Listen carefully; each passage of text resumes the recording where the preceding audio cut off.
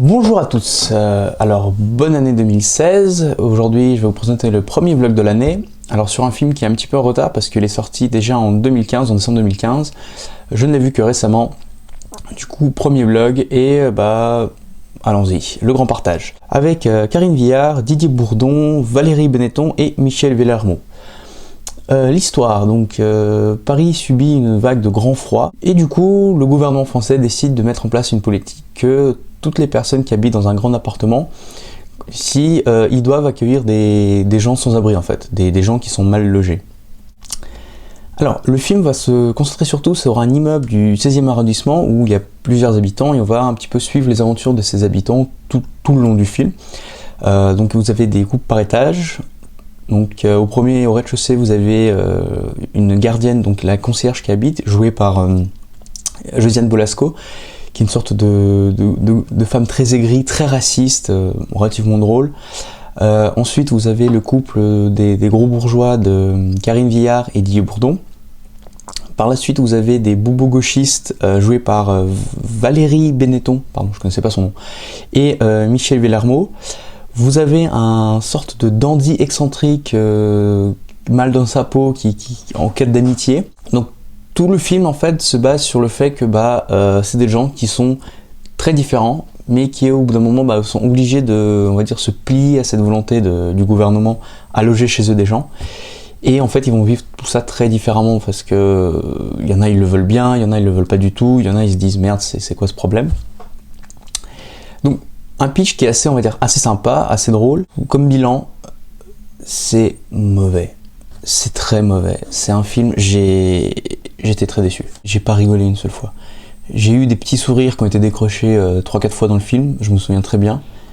Sinon, tout le reste est vraiment niais. Le premier problème qu'on voit dans le film, c'est que la réalisatrice est partie d'un pitch de départ, qui est celui de représenter, on va dire, une situation assez cocasse, assez inhabituelle. Et en fait, plutôt que d'en faire quelque chose d'assez drôle, quelque chose qui aurait été un petit peu, on va dire, sympa à regarder, on va dire toutes ces histoires de couple, un peu comme l'excellente série Scène de ménage sur M6, où on voit le parcours de 5 différents couples, des couples différents mais qui réagissent, on va dire, au même problème différemment. C'est ça qui est drôle en fait, cette intercation, ces petites anecdotes. Et en fait, c'est pas du tout ça en fait, c'est qu'à un moment donné, le film, il se perd, il part dans tous les sens. Il essaie de gérer tous les problèmes en même temps. Et à la fin, vous avez une solution, mais on n'a rien de très accrocheur. Je m'explique. Vous avez d'abord les problèmes de couple, en fait. Surtout le couple de Didier Bourdon et Karine Viard. Le film, déjà, se concentre beaucoup trop sur eux. On voit pratiquement, 2/3 du film, on ne voit que eux.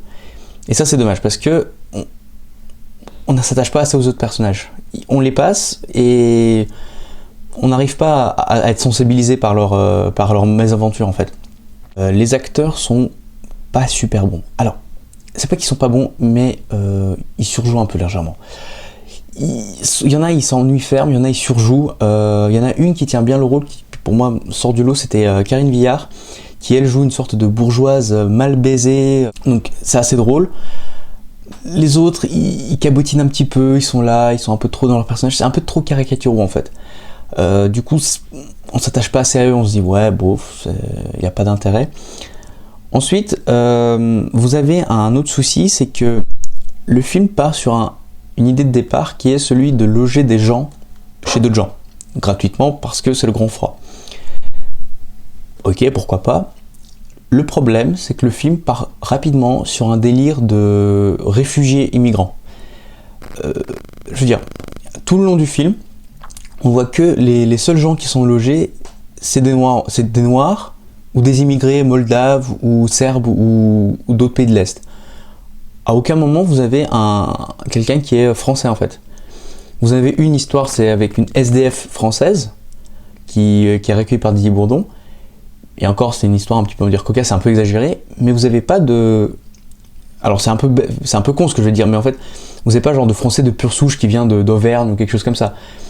Ça peut paraître con comme histoire, mais du coup, le film prend toute une autre tournure en fait. Ça prend une sorte d'enjeu politique, de dénonciation des mal logés, les plus pauvres, ce qui n'est pas un peu l'idée de départ. Ensuite, le film prend une tournure politique aussi, mais dans le sens où, à un moment donné, il y a beaucoup trop de critiques vis-à-vis de ah merde, on a voté la gauche, c'est la gauche qui nous a imposé cette réforme. Putain, si, à un moment donné, Josiane Balasco le fait. Si tout le monde aurait voté comme moi, donc FN, vous n'auriez pas eu ça. Didier Bourdon, il fait ouais, putain, la droite, elle a perdu, vous voyez ce qu'on a maintenant. Et du coup, bah, il y a tout le temps ce pinaillement sur gauche, gauche, droite, droite. Une blague, ça va. Au bout de 15 blagues, ça commence à devenir relou.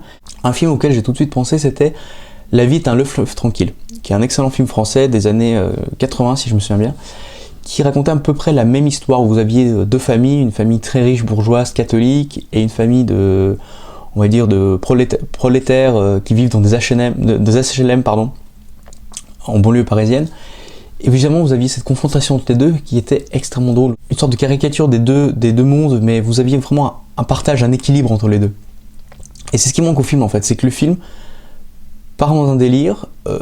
En fait, vous avez une surenchère on va dire, d'exagération. Le film n'aurait jamais dû sortir au cinéma en fait. C'est un sorte de téléfilm de TF1 qu'on pourrait regarder un mercredi soir parce qu'ils ont annulé la programmation de Joséphine Ange Gardien. Mais sinon, c'est d'un mauvais. Mais j'ai vraiment été déçu d'aller voir ce film. Si je dois lui donner une note, je lui donnerais 2 sur 10. C'est le maximum, quoi. Alors, je ne sais pas si vous aviez envie de le voir, mais je le vous déconseille totalement. C'est mauvais, quoi. Donc voilà, très, très déçu parce que c'est le premier film que je vois en 2016. Et c'était une très grosse déception. Donc voilà, merci beaucoup et à très bientôt.